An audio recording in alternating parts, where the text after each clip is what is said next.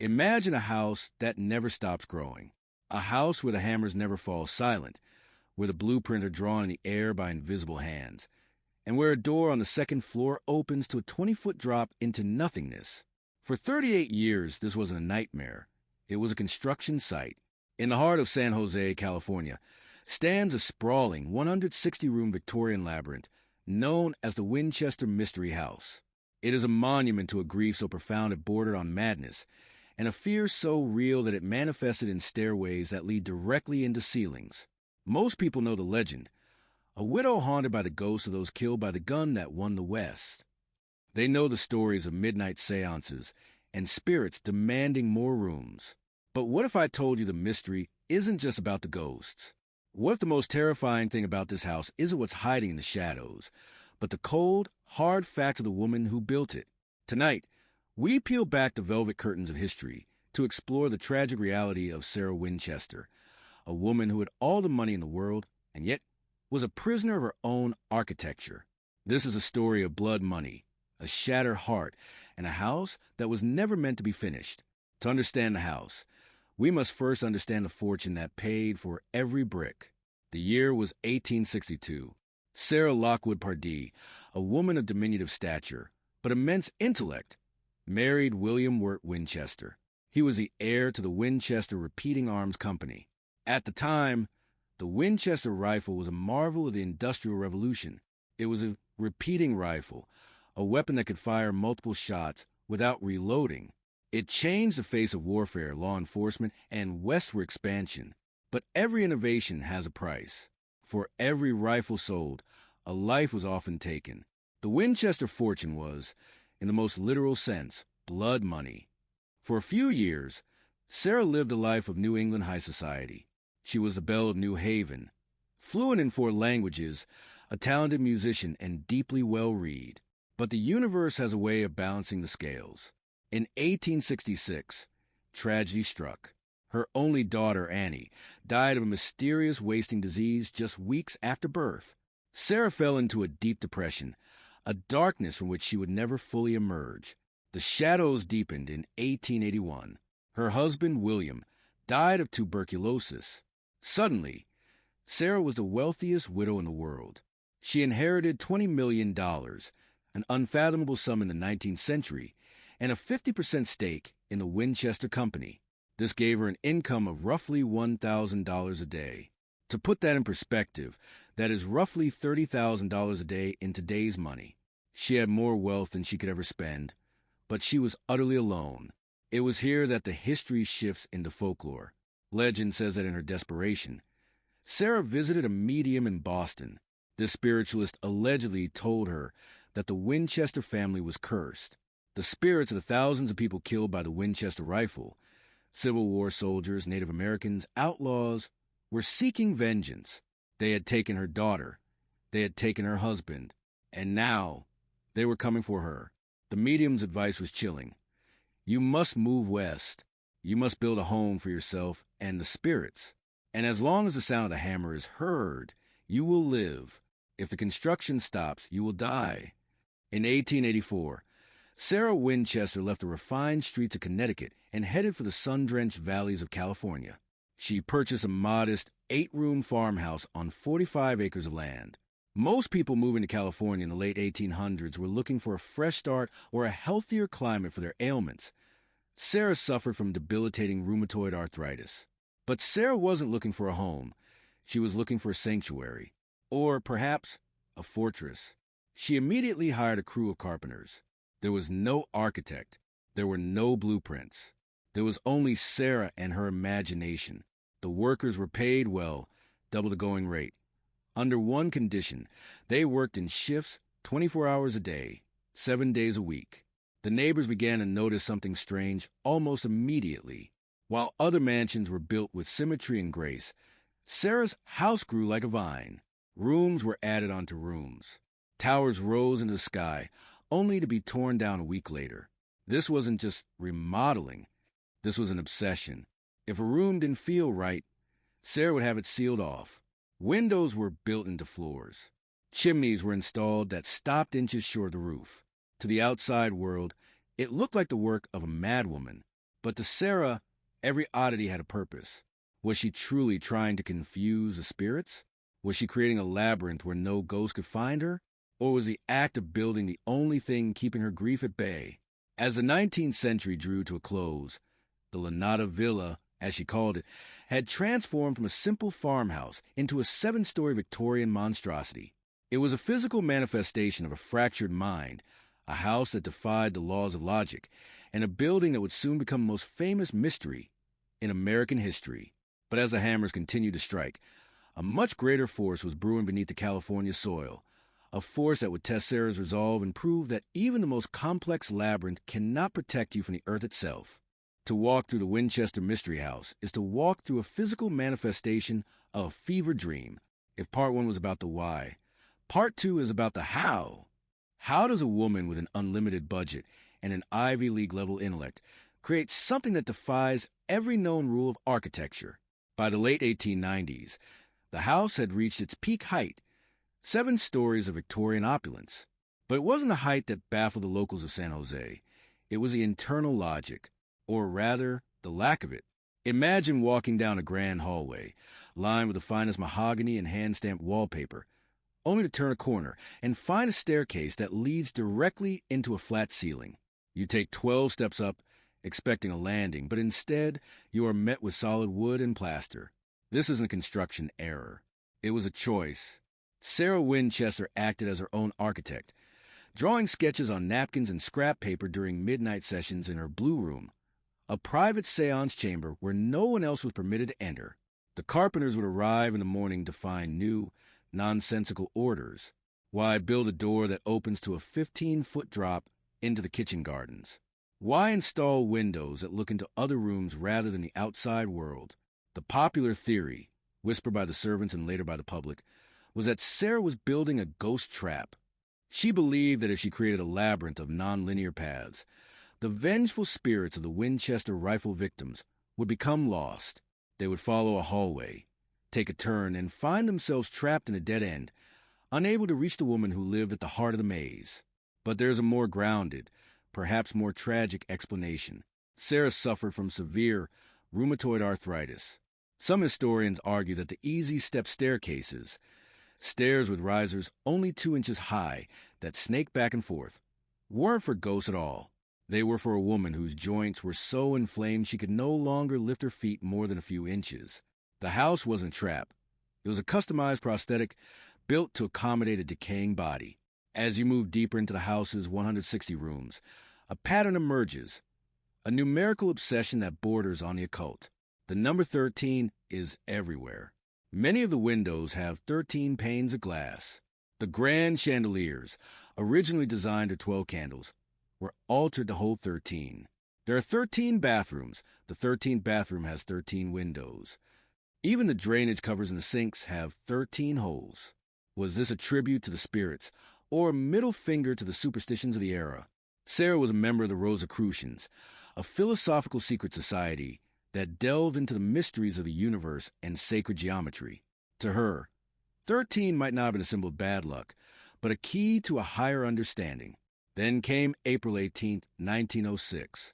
At 5:12 a.m., the San Andreas fault ruptured. The Great San Francisco earthquake ripped through Northern California. In San Jose, the Winchester House groaned under the weight of its own complexity. The top 3 floors of the 7-story tower collapsed like a house of cards. Sarah was trapped in her daisy bedroom, the entrance blocked by fallen debris. She reportedly believed the earthquake wasn't a natural disaster, but a sign from the spirits that she had spent too much time decorating the front of the house and not enough time building new rooms. When she was finally rescued by her staff, she did something unthinkable. She ordered the front 30 rooms of the mansion to be boarded up. To this day, you can see where the grand Victorian facade ends and the unpainted, raw wood of the post-earthquake additions begin. She never repaired the collapsed towers. Instead, she left them as ruins, a reminder that even her fortune could not withstand the wrath of the earth. From 1906 until her death in 1922, the construction never slowed. It shifted. The house became more claustrophobic. The hedge tower and the Venetian room were masterpieces of Tiffany glass and silver inlay, yet they were surrounded by unfinished walls and doors to nowhere. She spent $5.5 million, roughly $100 million today, on a house she knew she would never finish. But as the 1920s approached, the sound of the hammer that supposedly kept her alive began to falter. The woman who tried to outbuild death was finally running out of time. In the next part, we will go behind the velvet ropes to look at the hidden technology Sarah used, technologies that were decades ahead of their time, and the strange discovery found inside her private safe after the hammers finally stopped. In a house of 160 rooms, there is one that stands apart, not because of its size, but because of its isolation. It is called the Blue Room. Located in the center of the mansion, it was the only room in the entire estate where Sarah Winchester allowed no one to enter. No servants, no carpenters, not even her closest confidants. Every night at precisely midnight, the silence of the mansion would be broken by the tolling of a bell. Sarah would walk through the labyrinth, pass through a secret door, and lock herself inside this blue-walled sanctuary. According to the legends shared by her staff, she would sit in the dark, draped in a heavy silk veil, and commune with the spirits. She wasn't just hiding from them. She was consulting them. The Blue Room was essentially the headquarters of the Winchester Mystery House. It was here, allegedly, that the spirits gave her the blueprints for the next day's construction. But as we look at the room today, we find something more than just ghost stories. We find a woman who was a master of psychology and a pioneer of home security. While the public viewed Sarah as a crazy widow, the interior of the house reveals a mind that was decades ahead of its time. Sarah Winchester was a secret inventor. Because she lived in a constant state of fear, whether of spirits or of kidnappers seeking her fortune, she turned her home into a high-tech fortress. She installed a switchboard system that allowed her to communicate with servants across the massive estate, an early precursor to the modern intercom. She designed a unique indoor shower with a specialized drainage system that was revolutionary for the early 1900s. She even patented a wash tray for laundry that included a built-in soap tray and scrub board, features that wouldn't become standard for years. But her most impressive invention was the house's heating system. At a time when most people were still using individual fireplaces, Sarah installed a sophisticated forced air furnace. She utilized the house's insane architecture to hide the venting. To a visitor, it looked like a wall was just a wall, but behind it, a complex network of pipes distributed heat evenly throughout the drafty Victorian halls. Sarah had a fascination with light. She was one of the largest customers of the Tiffany Glass Company, but even her use of glass was mysterious. She commissioned windows with spiderweb patterns, a symbol she found protective, and used dichroic glass that changed color depending on the angle of the sun. However, the placement was what baffled the eye. She would place a $2,000 Tiffany window, a fortune at the time, in a hallway that led to a dead end or in a room where it faced a solid brick wall. Why? Scientific analysis of the house's layout suggests a hall of mirrors effect. By placing high-quality glass and mirrors at specific angles, Sarah was able to monitor the movement of people in the house without ever leaving her seat. From certain vantage points, she could see a servant walking in the south wing while she was in the north wing. She used the architecture to become an all-seeing eye in her own home. The most telling fact about Sarah's mindset was discovered after her death. People expected her private safe to be filled with gold, jewels, or perhaps the missing blueprints for the house. When it was finally opened, they found only a few modest items. Her daughter's baby clothes, locks of hair from her late husband and child, and a collection of newspaper clippings about the Winchester rifle's role in the war. There was no ghost manual. There was only the evidence of a woman who was perpetually grieving. The Blue Room wasn't just a place for seances. It was a place where she could be alone with her memories, away from the constant noise of the hammers she herself had ordered. It reveals a chilling paradox. She built 160 rooms, so she would never be found, but she spent all her time in one tiny room, waiting for the dead to speak. By 1922, the hammers that had been heard for 38 years began to slow. Sarah's health was failing. The curse she had spent millions to outrun was finally catching up. But as the end neared, the house had one final surprise for the world, a secret hidden in the basement that would only be discovered decades later. For 38 years, the Valley of San Jose had a heartbeat. It was a rhythmic, Relentless thud-thud-thud of hammers against redwood. It was a scream of handsaws and the shouting of men in shifts. To the neighbors, it was background noise. To Sarah Winchester, it was a life support machine. She believed that as long as the house was growing, her heart would keep beating. But on the night of September 5th, 1922, the heartbeat stopped. Sarah Winchester, at the age of 82, passed away quietly in her sleep in the oak bedroom. The legend says at the moment the head carpenter heard the news, he didn't even finish the nail he was driving. He dropped his hammer right where he stood, walked out of the mansion, and never looked back. To this day, in certain corners of the house, you can still see half-driven nails protruding from the walls, silent witnesses to the exact second the 38-year marathon ended. When the hammers fell silent, the true scale of the mystery was finally revealed. Because there were no blueprints, no one actually knew how many rooms were in the house. It took weeks for the executors of her estate to map the labyrinth. They found 160 rooms, 2,000 doors, 10,000 windows, and 47 fireplaces. But it was a storage that baffled the lawyers. In a linen room and various basements, they found $25,000 worth of the finest building materials, Tiffany glass, gold leaf wallpaper, and hand-carved Burmese teak, still in their original shipping crates. Sarah had been buying materials faster than her 24-hour crews could install them. It was as if she were stockpiling a fortress for a war that only she could see. The mystery deepened when they looked at her will. Sarah had left her personal possessions to her niece, but the house itself, she didn't even mention it. The 160-room masterpiece she spent $5.5 million building was treated as an afterthought. It was sold at auction for a mere $135,000, a fraction of its cost. As the new owners began to clear out the house, they discovered something the public didn't know about: the coal bunker and the basement transit system. Sarah had designed a series of tracks and pulleys to move heavy materials and coal throughout the massive estate. But more chillingly, they found a room in the basement that appeared to be a testing ground for architectural traps. There were mock-ups of the doors to nowhere and the stairways to the ceiling. It proved that these weren't accidents or the mistakes of tired carpenters. They were engineered. Sarah had prototyped her ghost-confusing tactics in the dark of the basement before moving them to the grand upper floors.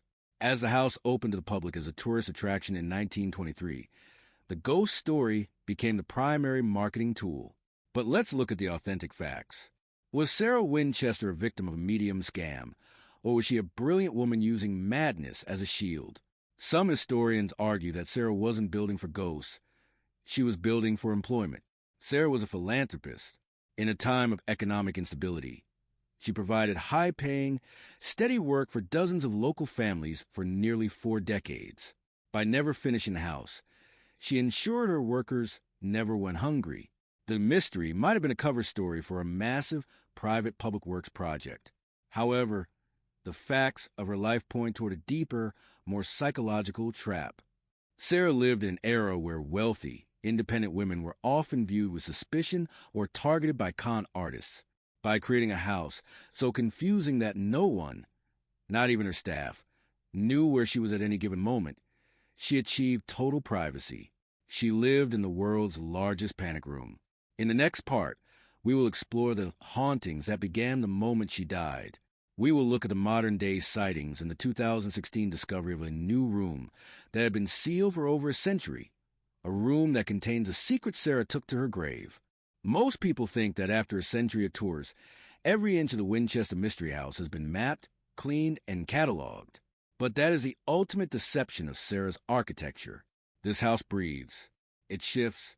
And in 2016, it gave up a secret it had been holding for 110 years. For decades, historians and preservationists have been using 3D laser scanning to try and solve the house's geometry.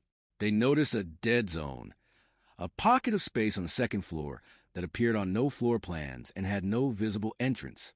It was a room that simply shouldn't have existed. When the preservation team finally breached a wall to investigate, they didn't find a ghost. They found a time capsule. This new room had been sealed off since the Great Earthquake of 1906. Because Sarah believed the earthquake was a warning from the spirits to stop working on the front of the house, she simply ordered the area boarded up and forgotten. Inside this dust-choked chamber, Investigators found a Victorian pump organ, a velvet couch, and a collection of sewing machines. But the most chilling discovery was a stack of Sarah's personal correspondence and a set of architectural sketches. These sketches weren't for ghost traps. They were for a massive, symmetrical ballroom that would have been the crown jewel of the estate. It proved a heartbreaking truth. Sarah Winchester did have a plan.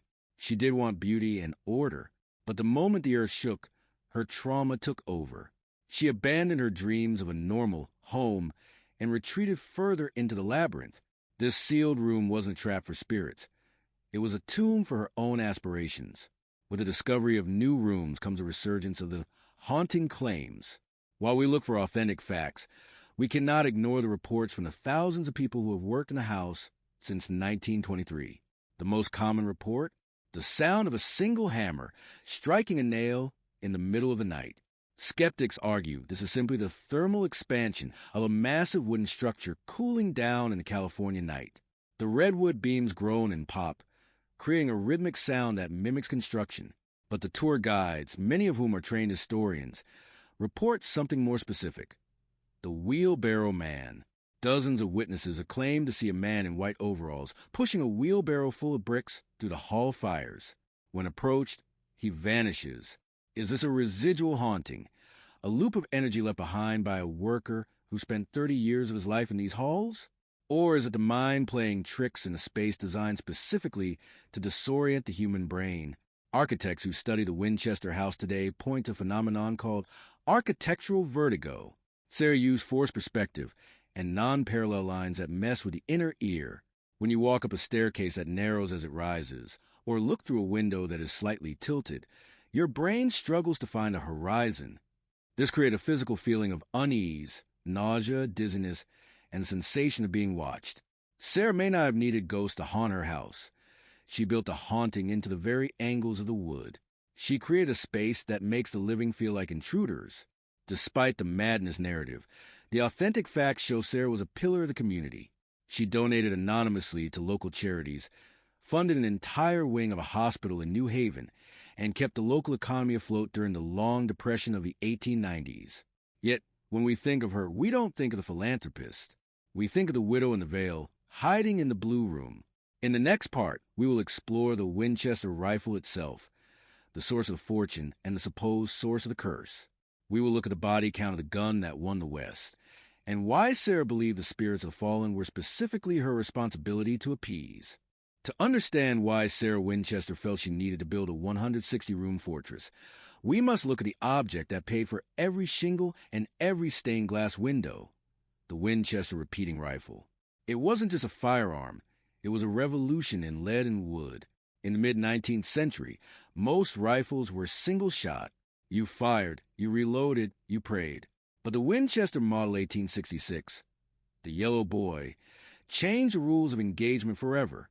It allowed a person to fire 15 rounds in rapid succession without ever lowering the weapon from their shoulder. It was marketed as the gun that won the West. But winning the West meant a staggering loss of life. From the bloody battlefields of the American Civil War to the tragic clashes on the Great Plains, the Winchester rifle was the common denominator. Every time a hammer struck a firing pin, the Winchester fortune grew. For Sarah, sitting in her silent mansion, that fortune wasn't just numbers in a ledger. It was a tally of the fallen. When Sarah's husband died in 1881, she became the owner of 50% of the Winchester Repeating Arms Company. This meant that for every bullet fired from a Winchester rifle anywhere in the world, a fraction of the cent eventually made its way into her bank account. Historians estimate that by the late 1800s, hundreds of thousands of people had been killed by Winchester weapons. In the mindset of the 19th century spiritualist movement, which Sarah followed, this wasn't just a business. It was a karmic debt. The blood money wasn't metaphor. It was the fuel for her obsession. Imagine the psychological toll. Every luxury she bought, the $2,000 Tiffany windows, the rare encrusted Walton wallpaper, was purchased with the profits of a killing machine. This is a tragic story no one can explain with logic alone. Was the house a ghost trap to keep the spirits away? Or was it a monument of penance to house the very people her family's business had destroyed? In the Victorian era, spiritualism wasn't seen as a fringe cult. It was a mainstream obsession. Even Mary Todd Lincoln held seances in the White House. For Sarah, who had lost her child and her husband in quick succession, the idea that the dead are still with us wasn't a scary thought. It was a comfort. But that comfort turned into a nightmare when a medium in Boston allegedly identified the source of her grief. The spirits weren't just passing through, they were targeted. They were seeking the Winchester name. This is where the authentic facts of her life meet the folklore. Sarah began to incorporate symbols of the rifle into the house itself. If you look closely at some of the decorative wood carvings, you can see patterns that mimic the trigger guard or the barrel of a rifle. Was she mocking the spirits? Or was she trying to speak their language? While Sarah was building her maze in California, the Winchester Company back in Connecticut was becoming a global titan. They were supplying the Ottoman Empire, the Russian Tsar, and the pioneers of the American frontier. Sarah's daily income of $1,000, a king's ransom at the time, came from the expansion of an empire. But while the company looked forward to the future of weaponry, Sarah was trapped in the past. She used the cutting-edge profits of the industrial age to build a medieval-style labyrinth. Some architects suggest that the senseless additions, the chimneys that don't reach the roof and the balconies that face inward, were actually Sarah's way of jamming the gears of her own wealth. By spending money as fast as it came in on useless construction, she was perhaps trying to neutralize the blood money before it would cause more harm. In the 160 rooms of the house, there are no portraits of the Winchester family. There are no statues of her husband or her daughter. Instead, there are empty spaces. The house is a museum of absence. In the final part of our journey, we will look at the closing of the Winchester saga. We will examine the final days of Sarah Winchester, the reading of her mysterious will, and the ultimate question. After 38 years of construction and millions of dollars spent, did she finally find the peace she was looking for? On the morning of September 5th, 1922, the sun rose over the Santa Clara Valley, but for the first time in nearly 4 decades, the air didn't vibrate with the sound of construction. Sarah Lockwood Winchester had passed away in her sleep at the age of 82. The labyrinth was finally finished, not because the work was done, but because the architect was gone. The immediate aftermath was a scene of clinical coldness that contrasted sharply with the heat of Sarah's obsession. Within hours, the 24-hour shifts were disbanded. Within days, the local newspapers were speculating about the Mad Widow's fortune. But as the lawyers began the grueling task of inventorying 160 rooms, they realized that the mystery wasn't something that could be solved with a bank statement. The ultimate tragedy of the Winchester story is that Sarah died as she lived, surrounded by opulence, yet fundamentally alone. She had built a world-class masterpiece of Victorian architecture, yet she had spent her final years confined to just a few small rooms, her body twisted by arthritis, and her mind, perhaps, by a grief that no amount of redwood and stained glass could ever bury. Because Sarah had no direct heirs and had left the house out her primary will, the Lanata Villa was treated as a liability rather than a legacy. The estate was sold to local investors for $135,000. To put that in perspective, Sarah had spent more than that just on the high-end cabinetry and the silver-inlaid doors. The new owners didn't see a monument to spirits. They saw a business opportunity. By 1923, less than a year after her death, the Winchester Mystery House opened its doors to the public. The very privacy Sarah had spent millions to protect was suddenly for sale at the price of a tour ticket. People flocked from across the country to see the stairways to nowhere and the doors to the abyss. They laughed at the madness of the design. But as we look at the house today through the lens of modern psychology, we see something different. We see a woman who was a genius of distraction. By leaning into the ghost narrative, she ensured that the world would focus on the hammers rather than the woman holding the purse strings. She turned her life into a riddle so that no one could find the true answer. What is the mystery that no one can explain?